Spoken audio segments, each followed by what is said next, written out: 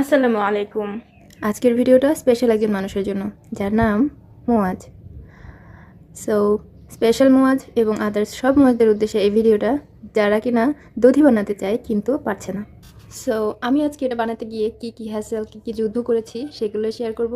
অনেকেই আছেন একদম পারফেক্টলি বানাতে পারেন, কিন্তু পারফেক্টলি বানানো দেখা আর পারফেক্টলি বানানো দুইটা কিন্তু অনেকটা আকাশ আর পাতালের মতো। তো আমিও অনেক ভিডিও দেখেছি কত ইজি বানানো, কিন্তু যখন নিজে ট্রাই করেছি বারবার ফেল হয়েছি। সো আজকে কি করলাম এবং আরও কি করা দরকার ছিল সব কিছু টুকিটাকি শেয়ার করছি। আজকে আমি 1 লিটার দুধের চেয়ে একটু কম দুধ নিয়েছিলাম, অনেকক্ষণ জ্বালিয়েছি, কিন্তু আমার মনে হয়েছে যে আরও বেশি দরকার ছিল জ্বালানোর, কারণ দুধটা আমার ধারণার চেয়েও অনেক বেশি পাতলা হয়েছিল। তো তখন তো বুঝিনি, ওইভাবেই রেডি করে ফেলেছি। জাল করার পরে দুধটা যখন কুসুম গরম হবে, 10 সেকেন্ড হাত ডুবিয়ে রাখা যাবে, এরকম সময় দুধটা বাটিতে ঢালতে হবে। সো এই দই বসানোর জন্য কিন্তু একটু বীজ দরকার হয়, আর না হলে কিন্তু দইটা একদমই বসতে চায় না। অনেকে লেবু মরিচ দিয়ে পারফেক্টলি বসিয়ে দেখায়, কিন্তু আমি ট্রাই করেছি কিন্তু পারিনি। লাস্ট পর্যন্ত বাধ্য হয়ে 1 বাটি দই কিনে এনেছিলাম। খাওয়ার পরে বাকি অংশের সাথে আজকের দুধটা বসিয়ে দিয়েছি।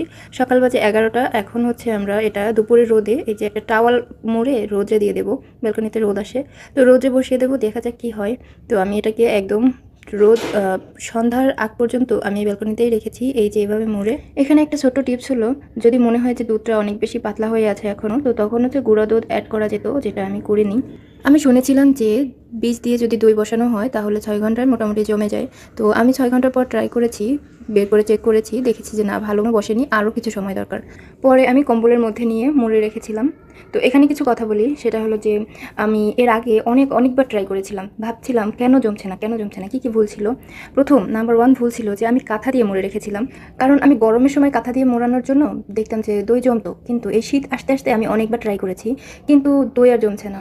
বুঝতেই পারছিলাম না ভুলটা ছিল কি। তো কালকে আমি রিয়েলাইজ করলাম যে এই যে কাঁথা দিয়ে যখন আমরা মোড়াই, তখন হচ্ছে এর মধ্যে যথেষ্ট গরম জিনিসটা আসে না, উষ্ণ ভাবটা আসে না, যার কারণে দই জমে না। তো কালকে যখন আমি হচ্ছে এই যে কম্বলের মধ্যে দিলাম, দেখলাম পারফেক্টলি আমার দই জমেছে, কিন্তু এখানে পানি ছিল। সো কেন পানি ছিল সেটা তো আগেই বললাম, আর কেন দই জমতো না সেটার ব্যাপারে বললাম। আমার মনে হয় এই দুইটা ভুলই হয় আমাদের দই না জমার ক্ষেত্রে। তো এই দইটা বসতে টোটাল 12 ঘন্টা সময় লেগেছে। তো এখানে কিন্তু ওভারও রাখা যাবে না, 12 ঘন্টার বেশি রাখলে কিন্তু দইটা যতটা জমে তারপর আবার নষ্ট হতে শুরু করবে, টেস্ট নষ্ট হতে শুরু করবে। তো 12 ঘন্টার বেশি কিন্তু রাখা যাবে না, তাতে যদি দই নাও জমে তখন দুধটা ওই অবস্থায় খেয়ে ফেলতে হবে। আর যদি দই জমে তাহলে তো ভালোই।